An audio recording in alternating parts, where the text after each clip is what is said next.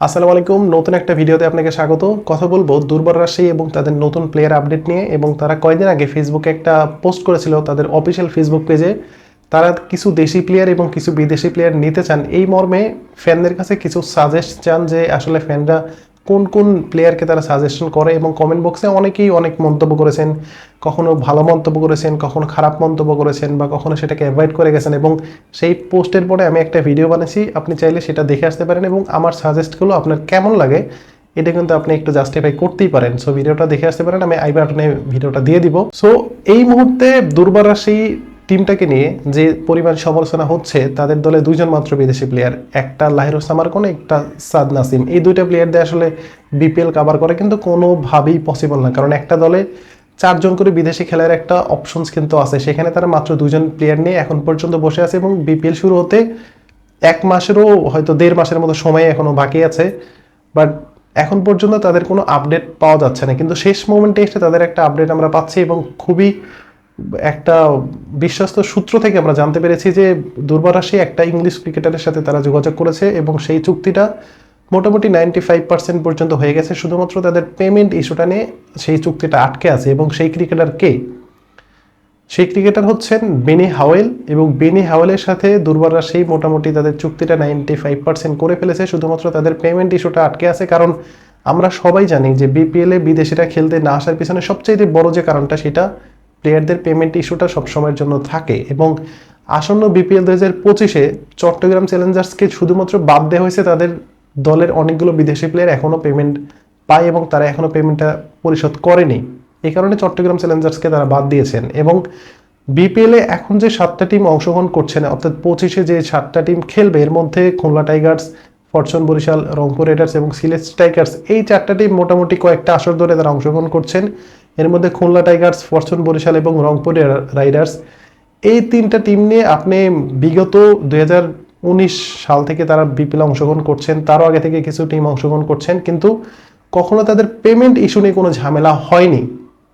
সেই দিক দিয়ে বাকি যে 3টা টিম নতুনভাবে আসন্ন বিপিএল 2025-এ অংশগ্রহণ করছে, সেখানে ঢাকা ক্যাপিটালস, চিটাগং কিংস এবং দুর্বার রাজশাহী সবাইকে 1 বছরের জন্য সেই বিপিএলে অংশগ্রহণ করার একটা সুযোগ করে দিয়েছে বিসিবি।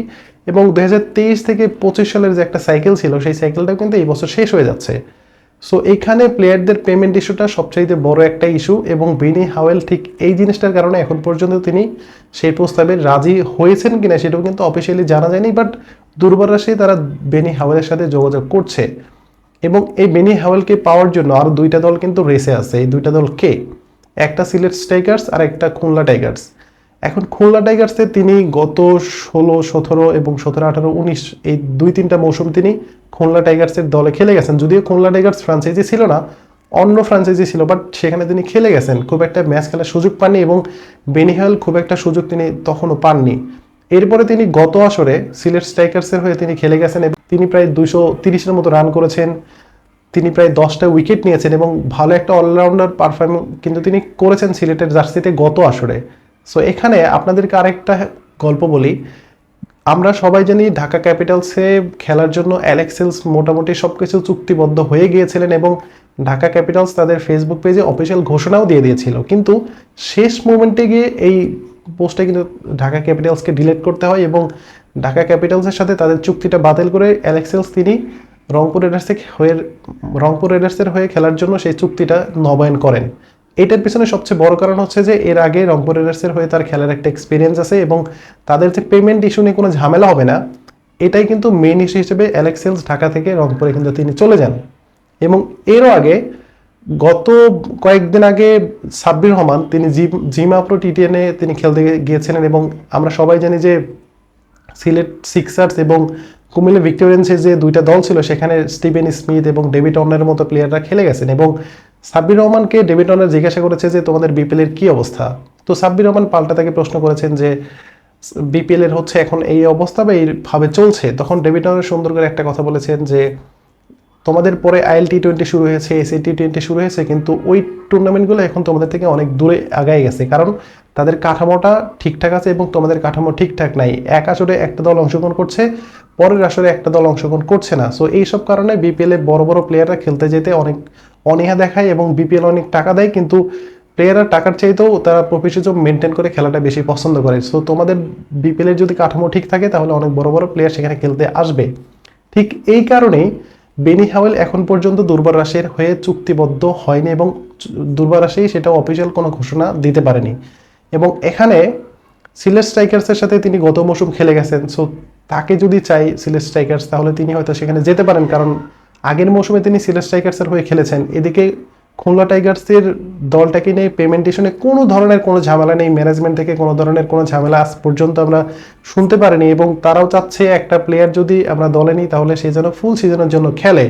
এবং আমরা গত আসরে যেটা দেখেছি, খুলনা টাইগার্স প্রথম 4-5টা ম্যাচের ভিতরে প্রায় সবগুলো ম্যাচ তারা জিতে পয়েন্ট টেবিলের শীর্ষে ছিল, বাট এরপরে তাদের কিছু প্লেয়ার কি প্লেয়ার তারা ন্যাশনাল ডিউটিতে চলে যায় এবং দলটা কিন্তু ভালো পারফর্ম করতে পারেনি। সো দুর্বার রাজশাহীকে এখন বেনি হাওয়েলকে পেতে গেলে 3টা বিষয়ের সাথে তাদের লড়াই করতে হবে।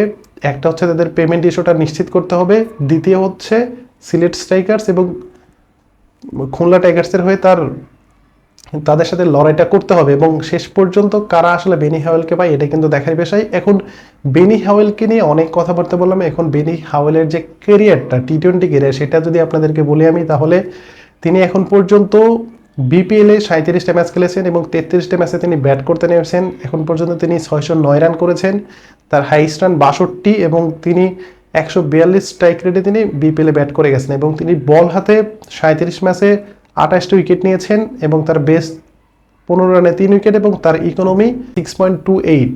এটা কিন্তু পারফেক্ট একটা অলরাউন্ডার পারফরমেন্স। এবং বেনি হাওয়েল বিপিএল এর যে কোনো দলের জন্য একটা কি প্লেয়ার হতে পারে, কারণ তার ব্যাটিং অ্যাবিলিটি বলেন বা বোলিং অ্যাবিলিটি বলেন সব কিছু কিন্তু দুর্দান্ত। এবং এখন এই মুহূর্তে তিনি গত আসরে অর্থাৎ 2023-এর আইপিএলে তিনি চান্স পেয়েছিলেন। আপনাকে বুঝতে হবে যে আইপিএলে কোনো প্লেয়ার এমনি এমনি চান্স পায় না, এবং তার যে রোলটা তিনি সেটা যদি পালন করতে পারে তাহলে সেই দলের জন্য কিন্তু অনেক ভালো একটা ব্যাপার হবে। এবং আমি স্পেশালি খুব করে চাই যে এই প্লেয়ারটা যেন বিপিএলে খেলতে আসে, কারণ রাইট নাও যতগুলো প্লেয়ার এই মুহূর্তে আছে বিপিএলে মোটামুটি বেনি হাওয়েলের যে টাইপটা বা তার যে পজিশন এবং তিনি ফুল সিজনের জন্য খেলবেন, এটা কিন্তু বিপিএলের জন্য অনেক ভালো একটা সাইন। এবং বেনি হাওয়েল তিনি ভালো যদি পারফরমেন্স করতে পারে এবং সেটা যে দলের হয়েই করুক, সেটা রাজশাহী হোক বা সিলেট হোক বা খুলনা টাইগার্সের হয়ে হোক, যেখানেই খেলুক তিনি বিপিএলে খেলুক, এটা আমরা চাই। এখন সবচাইতে বেশি ভালো হবে যদি রাজশাহী যদি বেনি হাওয়েলকে দলে ভেরাতে পারে, কারণ রাজশাহীতে এমনিতেই দলের অবস্থা খুব একটা ভালো নেই। তাদের যে অলরাউন্ডার সেক্টর সেখানে